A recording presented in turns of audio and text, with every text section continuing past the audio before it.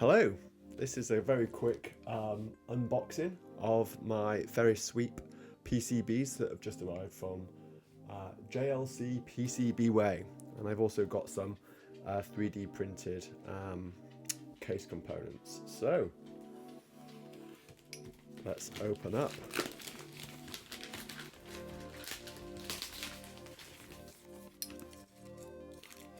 Turn it around the correct way.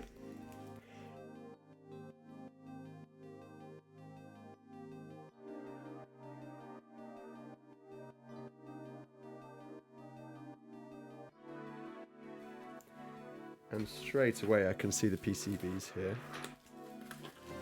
Awesome, wow. So I actually ordered 10 of these. Well, I hope I'm not that terrible at soldering, for which I'm yet to learn, but it was just wild.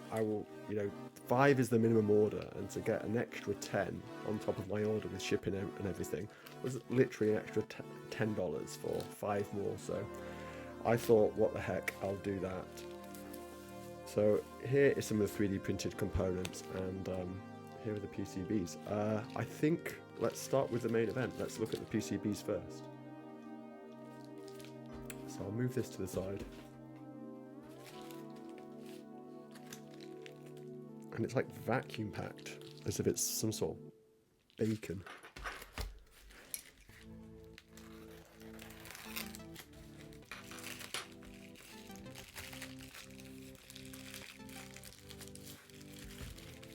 Surprisingly heavy, these PCBs. So I pretty much went for the stock options for everything. The only difference being that I chose the blue FR4 material, or is it the solder mask, and the NIG gold copper layer. So this is the back of the PCB. Oh, they've come out so cool. I'm so chuffed with that. So the way I've actually done the graphics on here is to essentially like cut away the solder mask to give me kind of a third color. So you've got the blue, which is the solder mask. You've got the I don't know the correct way of saying it, the ENIG, the kind of tinned copper layer, which is obviously the reflective layer. You've got the white, which is the silk screen.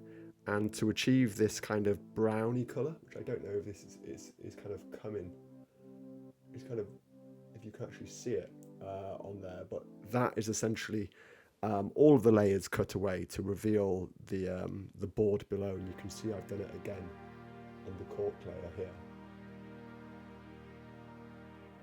That has come out way better than I expected.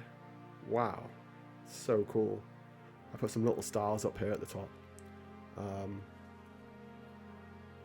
And yeah, I just put a little couple of kind of like old runic symbols, like the Trinity of Life and this Druid Tricassina kind of, I don't know, symbol of life or eternity, which is quite cool. Kind of all in the theme of my my board game that I'm creating, which is like a fantasy dungeon crawl. But yeah, they're awesome. I'm so chuffed. So I need to get soldering these. So these are, just to be clear, these are Ferris Sweep Bling LP, which stands for low profile boards that will allow me to build the Ferris Sweep keyboard. I've ordered some bits, so here are my key switches, which are low profile, and I've gone for these really cool, I think they're called Robin clicky switches, and yeah, they just sound like popcorn, which is just amazing. So I can't wait to fit those in there.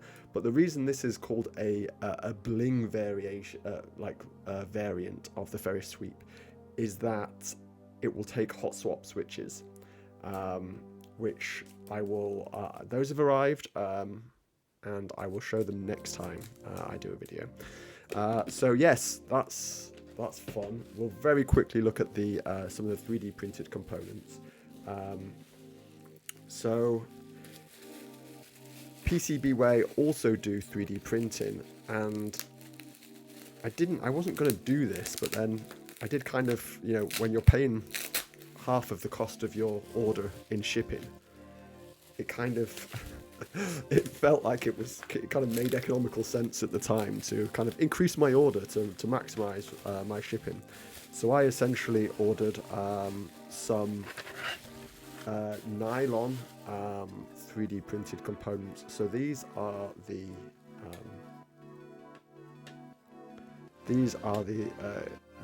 I can't remember what they call them.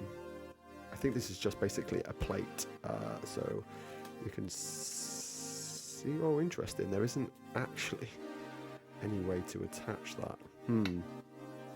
Okay, so we've got some little places here for feet. I expected there to be screw holes so I could screw this in. But there isn't, so that's a thing. I'll just have to try and figure out some other way to attach it. This is, I kind of ordered these quite hastily after kind of procrastinating on not actually ordering anything for some time and wanting to do it. So I just decided to put it through all in one evening. The other thing so I ordered a plate for each side, but I only ordered 3. Because I think 3 keyboards is more than enough for any person. I kind of figured in my head that I would have a keyboard for my office desk here, a keyboard for my bag for when I'm out and about, and basically I'd try and make a wireless variant, which would be my keyboard for the living room. So, and for my desk, I kind of pushed the boat out and I went for a 10-tin solution, which is also available on Thingiverse. So that's handy. I pulled the right one out. So that, in theory, just slots into there. Oh, look at that. It really does. So that will give a nice, I can't remember what it was, maybe 15-degree 10-tin solution. And whoever did this, I feel really bad. I'll have to include the Thingiverse links in the YouTube description in case you want to print it yourself.